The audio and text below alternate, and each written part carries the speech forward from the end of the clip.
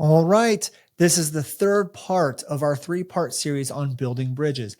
And what we're going to do during this episode is just continue showing you hot seats so you can see more examples of me building bridges for the students. If you don't know what a bridge is or what the heck we're talking about, go back and listen to part 1. It was 2 episodes ago. This is episode number 3, the third and final part of our series on building bridges. Again, all we're going to do is we are going to play some hot seats, and you can see different industries and different people giving me all the different elements I need to build a bridge for them. Again, this is in the context of webinars. So what you're going to see is I'm breaking down how to build a bridge on a webinar, but you can use this same concept for anything. One of the biggest reasons why people aren't listening to you is because you're starting at the solution, you're talking outside of their awareness level, and you haven't built a bridge from where they are in their awareness level or where their unwanted experiences to the solution.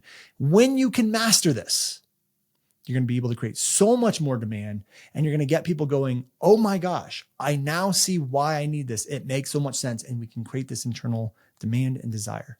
So if you want to see me doing this live for a couple of our students from our NGM live event, well, keep on listening.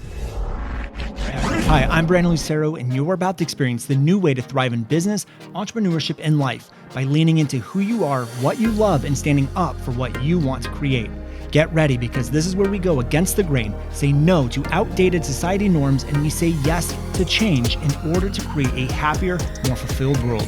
Welcome to the New Generation Entrepreneur Podcast.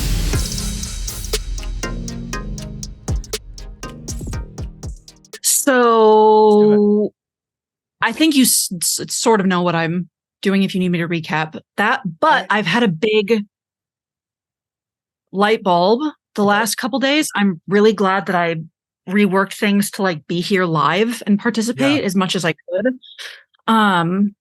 Because I think, like, when I said the other day to you that, you know, like the OBM objection, I think what I'm not making clear is that my program is really about business growth.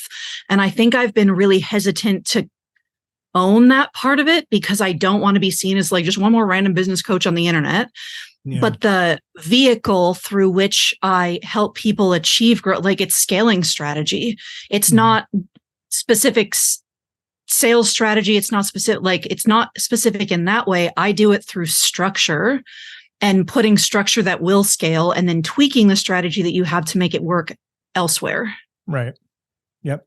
I like that. And I've never really phrased it that way. And I think people come in and look at what I'm offering and think that it's like, okay, you're just going to help me build a team and build out like systems, which is not really representative of what all it would actually help them with.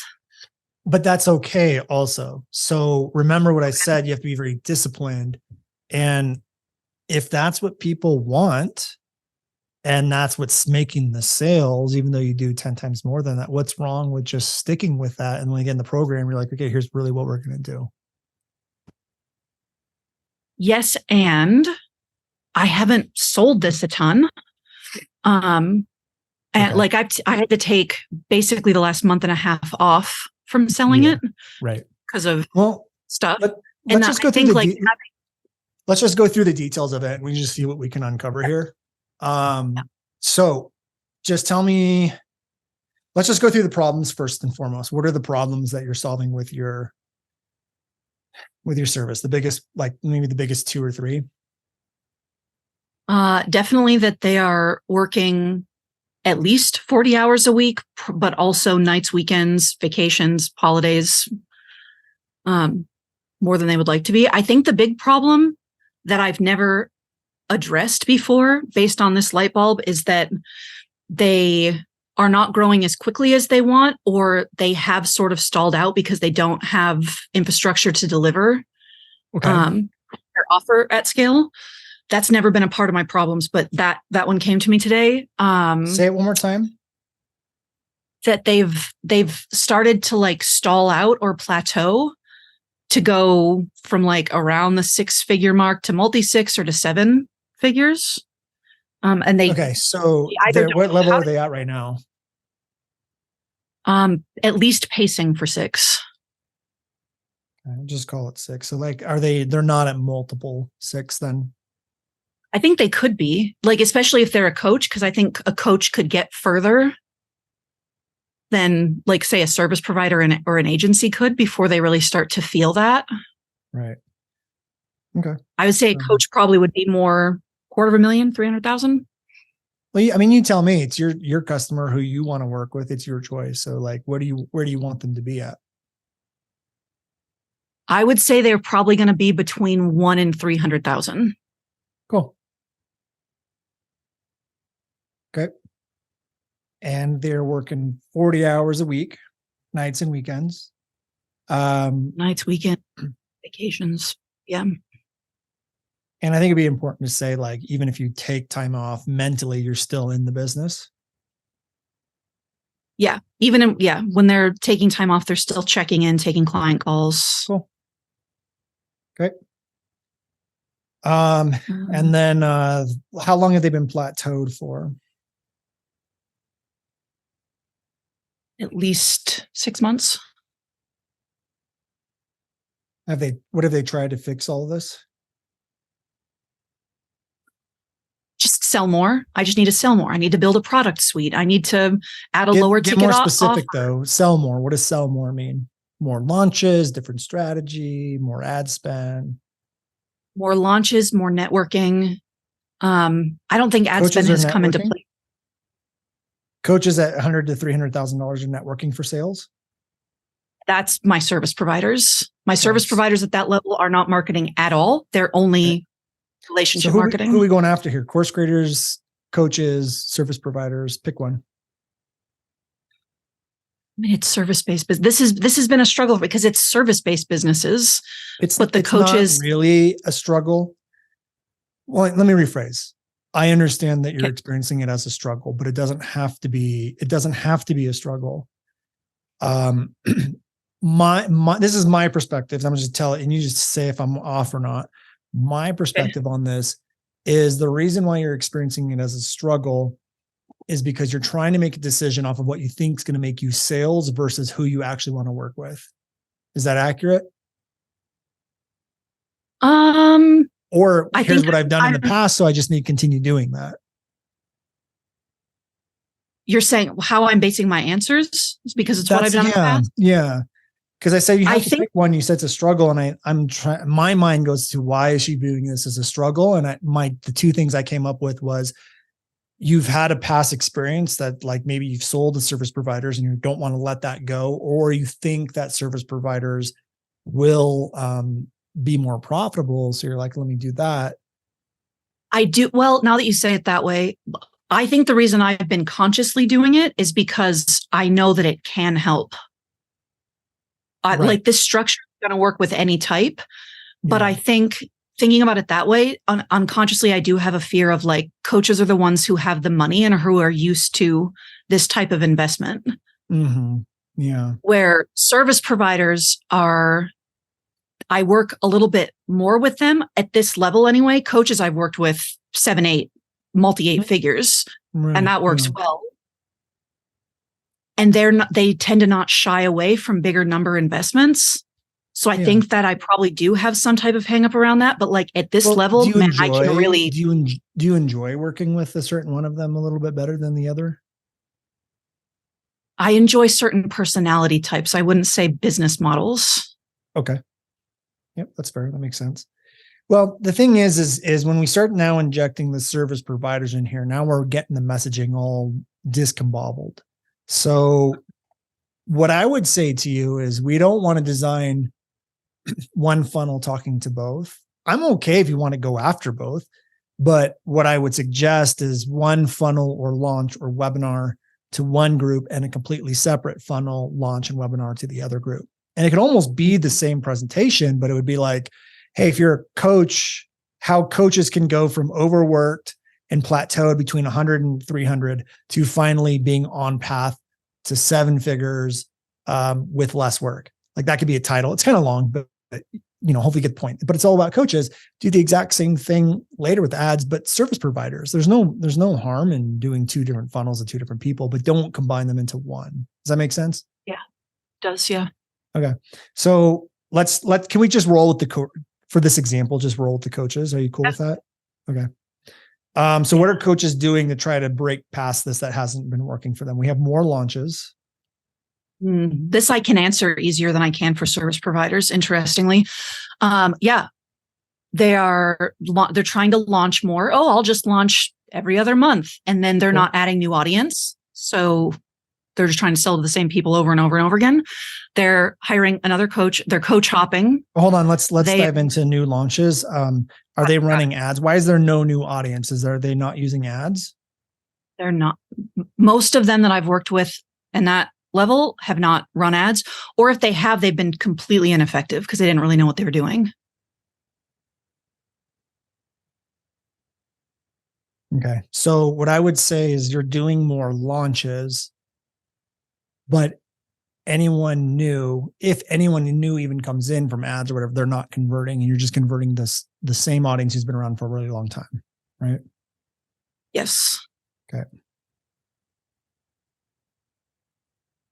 Okay. What else are they doing? Adding to their product suite. Trying to bring lower ticket offers or courses.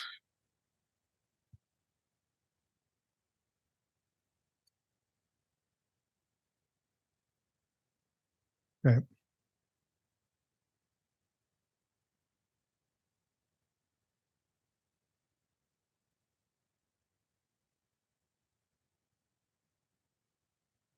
Okay.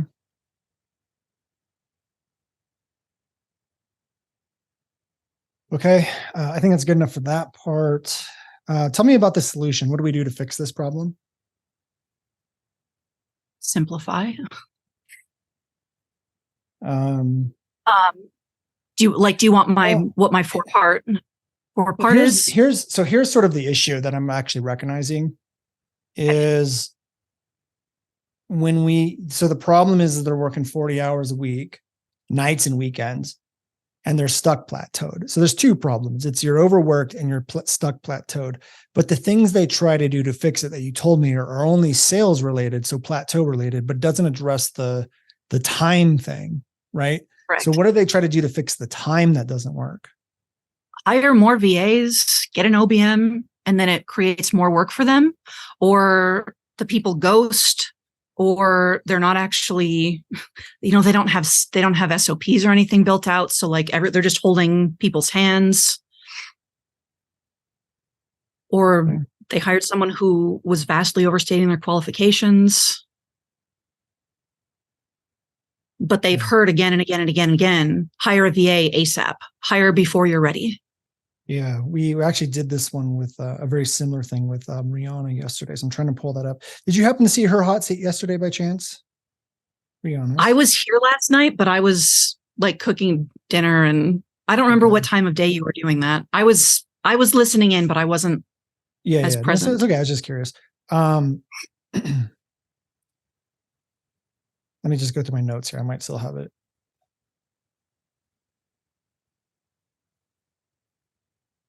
Okay. I don't know where it is. All right. I'm just going to roll with this then. So, okay. I think we're fine with that. Okay. And the solution is what? Do you want like the methodology? Well, no. I mean, if that's what the solution is, but like, let's say you did a webinar that said, hey, you're stuck at 100 to 300,000, you're a course creator and you're working all the time and you don't know how to break out of the cycle. What's the solution in simple terms? Showing them how to build systems in a team. So I'm calling it like, I'm playing with the wording like a high performing business, that you can start to move out of the day-to-day tasks and into growth level tasks so that the business can eventually not only run, but grow with or without you. That's great as an outcome. What you just described to me is an outcome, but it doesn't tell me how we actually fix the problem, like what the solution is. So like, just in one sentence, 2 sentences, what are the steps? What's the solution to fix this issue?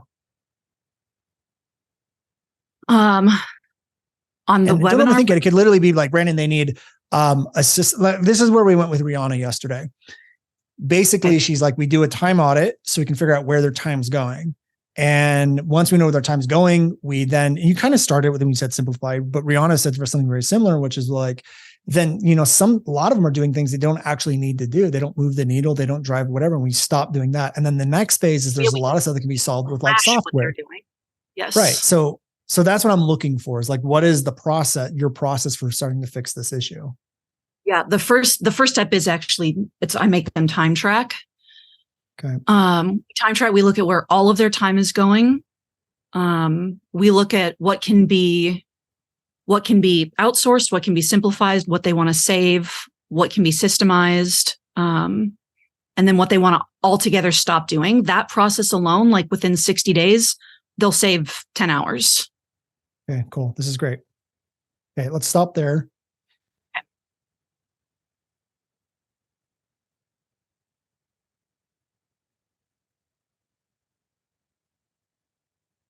Okay, so I'm going to stop here and I'm just going to show you how I'm already going to be bridging. Okay. Okay. So here's how I would explain it on a webinar. It's like, hey guys, I'm super excited for today's webinar. If you're a course creator, you're a coach, and you're like at that 100 to 300,000, first of all, congratulations. You guys have like done something that most people can't even do. However, what you're probably experiencing is a trap that most people can't ever break out of. And what this trap is you get stuck at that revenue level, and you get stuck at that revenue level where you're there, but you're also working 40 hours a week. You're likely working nights, you're likely working weekends. And even when you do get a break to go do something you want to do, like a vacation or get away for the weekend, mentally, your mind is still on the business, and you almost have this anxiety coming up because you're so worried about like what that Monday is going to look like, what your emails are going to look like.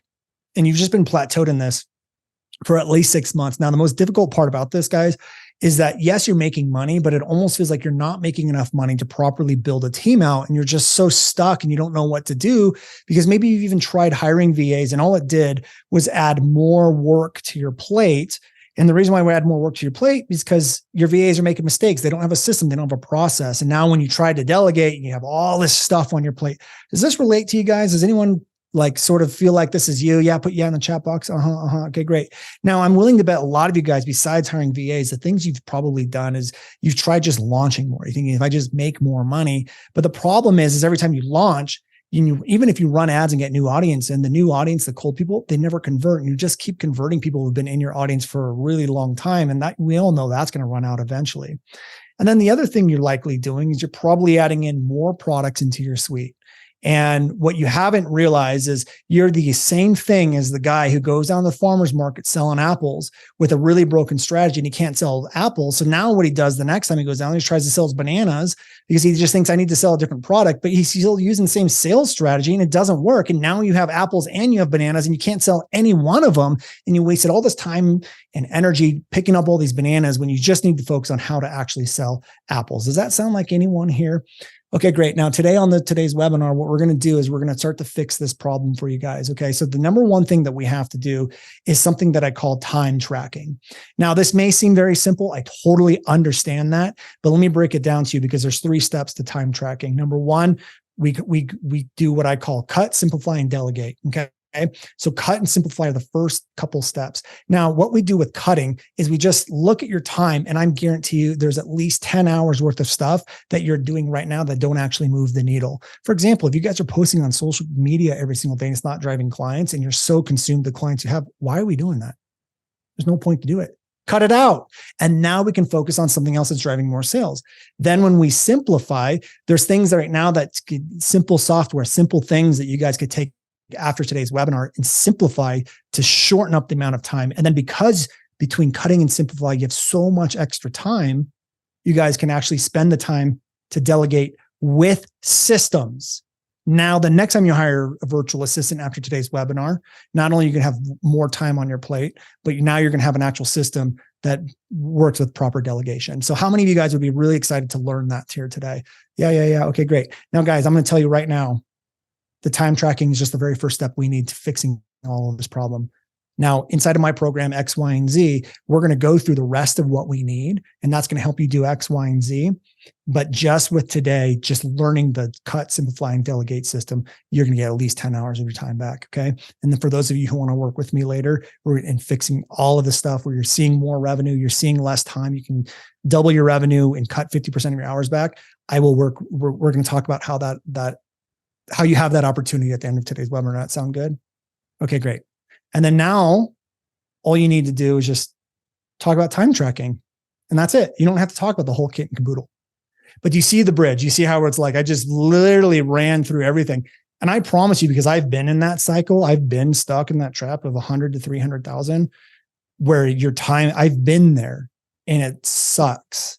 It's a trap. And I'm telling you that if you say those words in that order and that flow, people are going to be like, that's exactly me. I've done exactly that. I've tried exactly that. This makes so much sense. And that's a bridge. Does that make sense? Does you feel like that would work, Flo? Yes. And two things. One, as you were going through that, I was like, I would only need to change probably 2 or 3 things to make this work for a service provider. It would be so easy to transfer that. Yeah. But the second thing, do you think there needs to be some type of bridge to like, am I just thinking about this too much? Is like, I need to dangle a carrot to also show them how it can make them money in the long run. No, not in the bridge. Because that's why I said, like, I did a 1 and more in there. If you could tell, like the 1 and more is, look, guys, and there's 3 other things that you need. I'm only going to give you this one right now because this alone will give you enough time.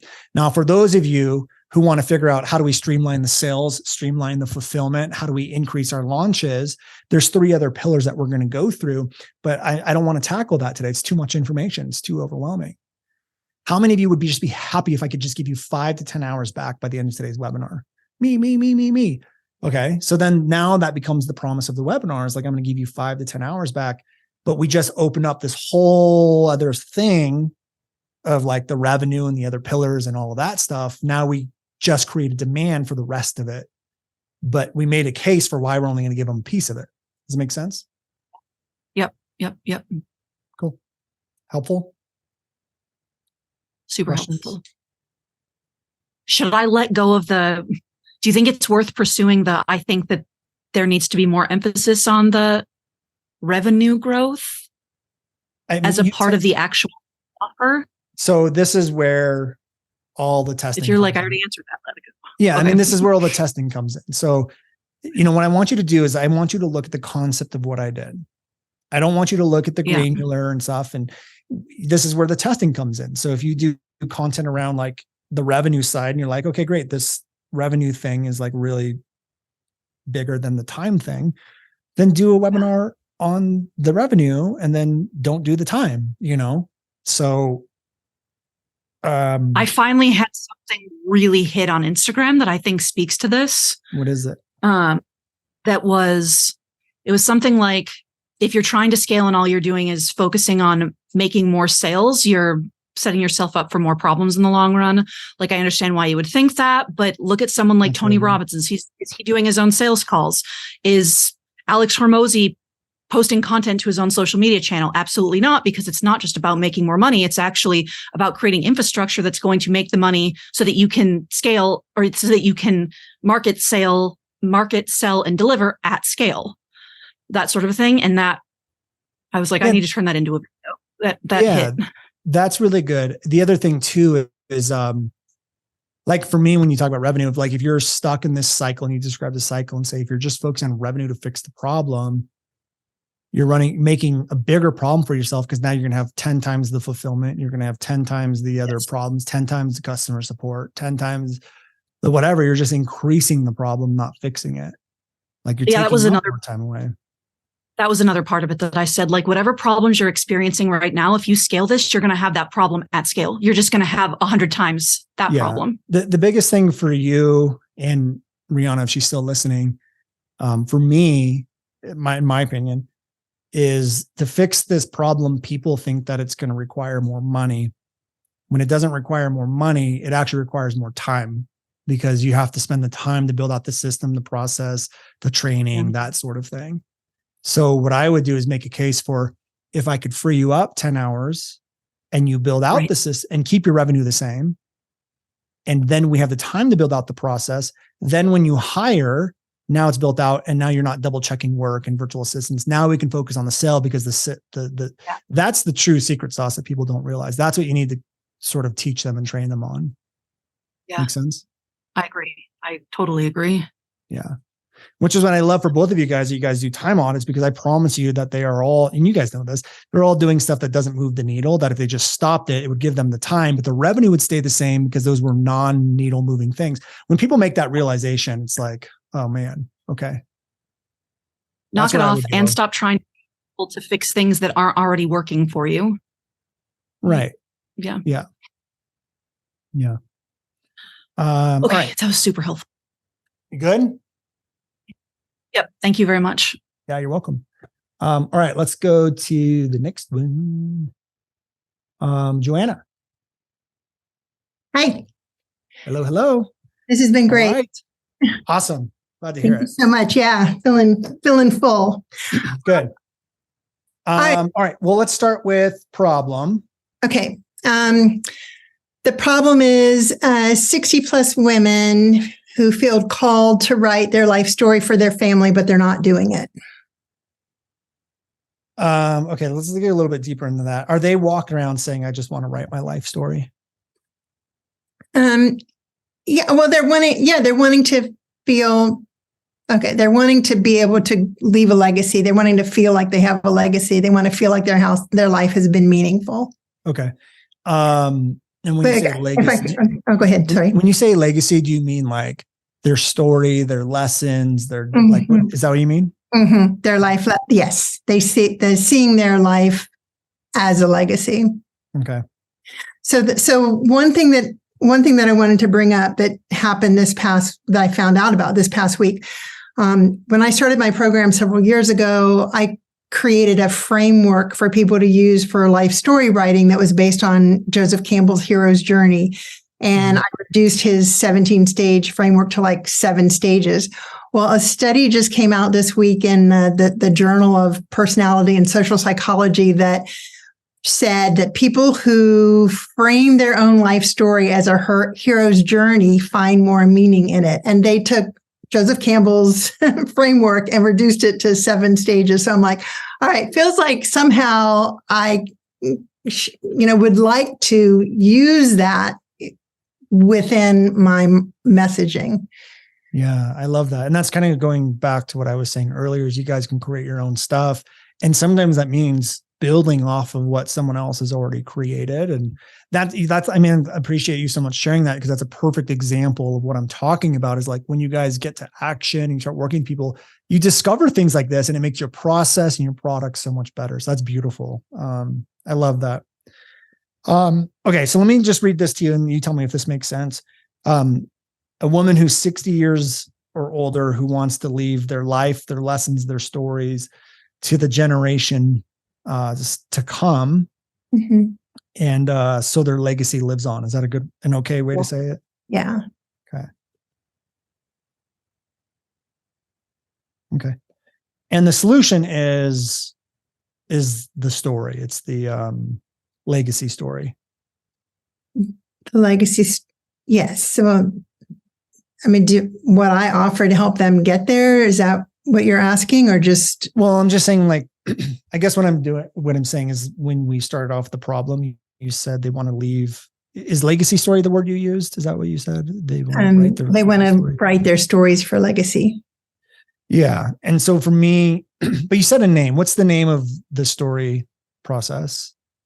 Is it legacy story? I call it legacy journal, but it's their life story. They want to write their life story for their family as legacy. Okay, got it. So what I'm trying to say is that when you said they're 60 plus women who want to leave their legacy story, whatever, I'm saying the legacy story is actually the solution. It shouldn't go into the problem. The problem's more of getting specific on what legacy story is. So life lessons, stories, stuff like that. Mm-hmm. Yes. Okay. And what are they trying to do now to kind of sort of leave that legacy? Well, they've been trying to do it alone. They've been using, just getting general prompts, or they They have been using, they've gotten different, like their kids have either given them some kind of book with a bunch of questions, or they've tried some online program that offers them writing prompts to stimulate them. And they're trying to do that. They've got a lot of unfinished stories on their computer, and they're avoiding sitting down and actually doing it, or they're having trouble even starting. Okay. Maybe they've gotten a bunch of photos out and started putting those together and organizing them, but they still can't seem to bring themselves to sit down and write. Okay. And so why don't any of those really work? The books with questions, writing prompts, photo books, why do they struggle with those? Well, this is where I think I'm projecting my own in there. I think they get bored with their stories. They're not finding them exciting. They get distracted with other things that are more important. They tell themselves they've got plenty of time to do this. And so it's not like this urgent thing that, if they don't get it done, someone's gonna, Well, I guess what I'm asking, because the way you answer that question is more of like what they tell themselves after they run into these problems. I'm more curious why these problems exist. Like if they sit down and they have these writing prompts, why can't the writing prompts really get to the depth of where they need to go? Because they tell themselves they're not good writers. They tell themselves their life hasn't been that meaningful. It's too ordinary. It's not that no one's really going to be interested. They're worried about, the red pen that someone coming in and, that their grammar might be bad, or they're editing as they go along. So they struggle to see themselves as having something worthwhile to say. So how come your process is different? So my process is different because I'm helping them find what's meaningful in their stories. We're really focused on getting to the heart of their story, getting to the impact, and really helping them feel better about themselves.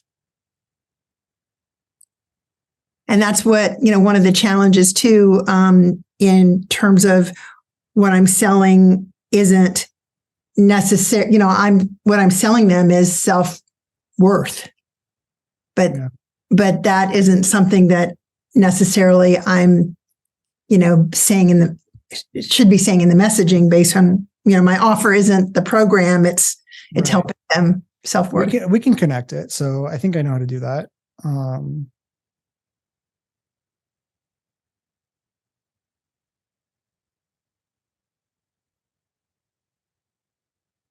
Tell me a little bit about why the hero's journey is working so well. Well, it helps them break down a particular story in different stages and to see themselves as the protagonist, as the hero of the story or the heroine of the story. And it helps them think in terms of the other players of the story and to recognize their story as seeing it from the perspective of how they overcame a challenge, what they had to do in order to tackle that challenge. It really causes them to just stop and dissect the story rather than writing just the details. It takes them deeper into why this story is significant. So it's one of several tools I use in my program. Okay. There's accountability that's helpful for them. I find that what's one of the big things that people want is to be able to have some kind of structure and guidance, and then the support of the community with giving them feedback, because that reassurance that what they have written is impactful is big. Well, okay. I think I got it. I have one other key point that I'm finding is just even checking in with the level of satisfaction with life right now is a key, because if they're feeling that, I think that's kind of an underlying sign. If they're not feeling satisfied with their life, that's an indication that they haven't felt satisfied when they're looking back. They're avoiding wanting to not really dwell on the regrets. Okay. I don't know if that needs to come in the bridge. That could come in further in the webinar and teaching, because that is an important piece. But at least for the intro and the bridge, I think I have it. So you just tell me how this lands. You'd say, okay, welcome to the webinar, everyone, or the training or whatever it is. If you're a woman who's over the age of 60, you've likely been thinking about, how do I leave my lessons, my life, my legacy to the generations to come after me, so that my legacy lives on and they can improve their lives based off of my experiences. Now, if you're like most people, you're really struggling with this because you've been trying to do this. Like maybe your family's given you books with certain questions in it. You've had journals with certain writing prompts in it. You're sitting there thinking, I don't even know where to start. Maybe you've tried photo books thinking like photos will really help out.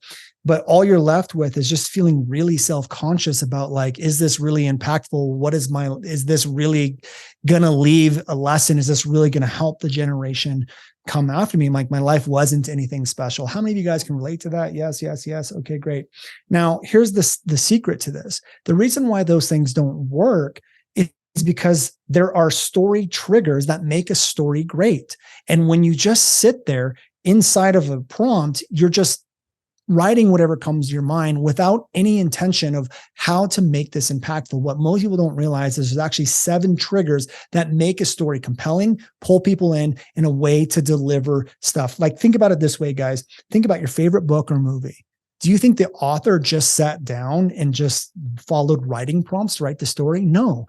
Those writers are trained on the psychological things that make a story great. And yes, there are triggers that pull people in every single time. Now, when you can take even the most boring story in the world and use these triggers, you can watch people be pulled in every single time you talk.